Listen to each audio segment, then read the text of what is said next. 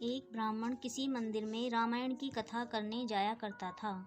ब्राह्मण को कथा सुनाते हुए कई दिन हो गए, लेकिन एक भी आदमी वहां कथा सुनने नहीं आया।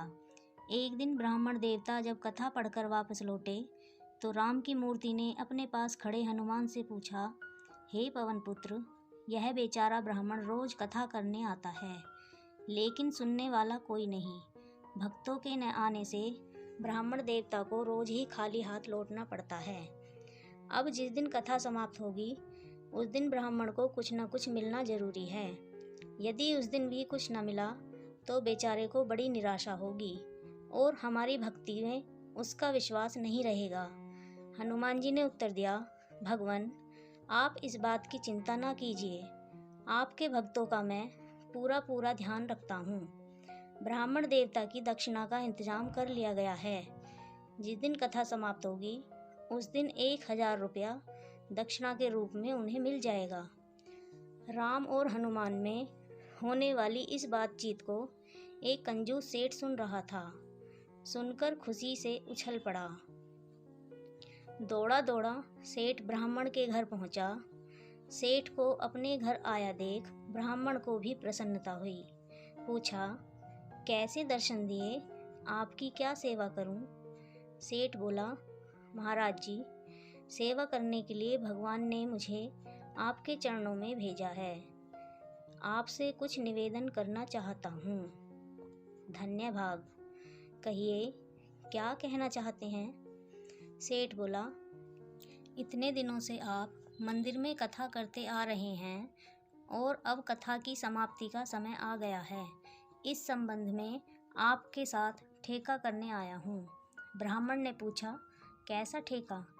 यही कि कथा की समाप्ति के दिन जो दान दक्षिणा, अन्न वस्त्र आपको प्राप्त होगा वह मेरा रहा। उसके बदले में मैं आपको 500 रुपये देता हूँ। यह कहकर सेठ ने 500 रुपये निकालकर ब्राह्मण के सामने रख दिए। ब्राह्मण को हंसी आ गई। बोला, सेठ जी क्यों मेरी हंसी उड़ा रहे हैं? आप देख रहे हैं कि मैं कई दिनों से कथा कर रहा हूँ, लेकिन कोई श्रोता एक भी नहीं आता। मुझे लगता है कि समाप्ति के दिन भी वहाँ कोई नहीं आएगा। जब लोग ही न आएंगे तो दान दक्षिणा कहाँ से मिलेगी? सेठ बोला, कोई बात नहीं, चाहे कुछ मिले या ना मिले, वो तो मेरे भाग्य की बात है। जितना मिलेगा वह मेरा रहा। उसके बदले में आप 500 रुपये रख लीजिए। सेठ के आग्रह पर पंडित जी ने रुपए ले लिए। वे मन ही मन प्रसन्न थे। जहाँ एक भी रुपया मिलने की आशा नहीं थी, वहाँ 500 रुपया उन्हें मुफ्त में आया लग रहा था। बात पक्की हो गई। कथा की समाप्ति के दिन सेठ जी ब्राह्मण को लेकर मंदिर पहुँचे। विधि विधान पूर्वक कथा आरंभ हुई। सेठ जी भक्ति भाव से कथा सुनते रहे।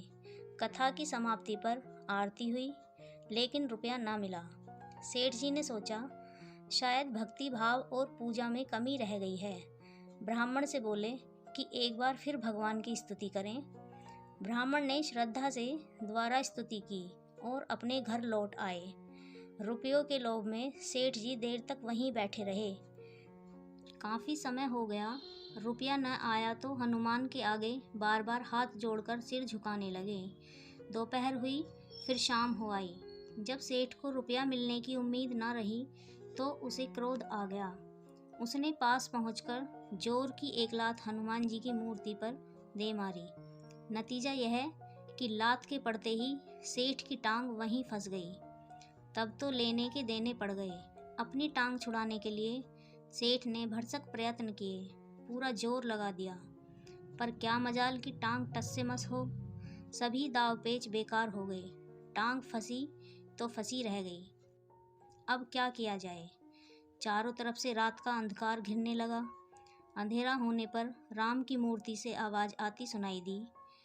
भगवान राम हनुमान से पूछते हैं, हे हनुमान, आज तो ब्राह्मण देवता कथा समाप्त कर चले ही गए, लेकिन हुआ क्या?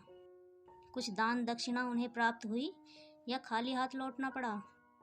हनुमान की मूर्ति से उत्तर मिला, प्रभु, आपके भक्तों को खाली हाथ मैं नहीं जाने देता।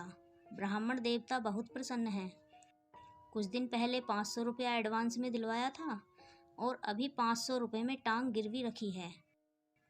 जब तक बाकी रकम नहीं मिलती टांग नहीं छोड़ूंगा। सेठ ने सुना तो उसकी आंखें खुल गईं। लगा कि 500 रुपया दिए बिना टांग नहीं छूटेगी। रात भर वह अपनी एक टांग के बल पर खड़ा रहा। सुबह हुई तो अपने घर पर संदेश भिजवाकर रुपया मंगा लिया और हनुमान जी के आगे रखकर क्षमा प्रार्थना की। तभी सेठ की टांग छूट सकी।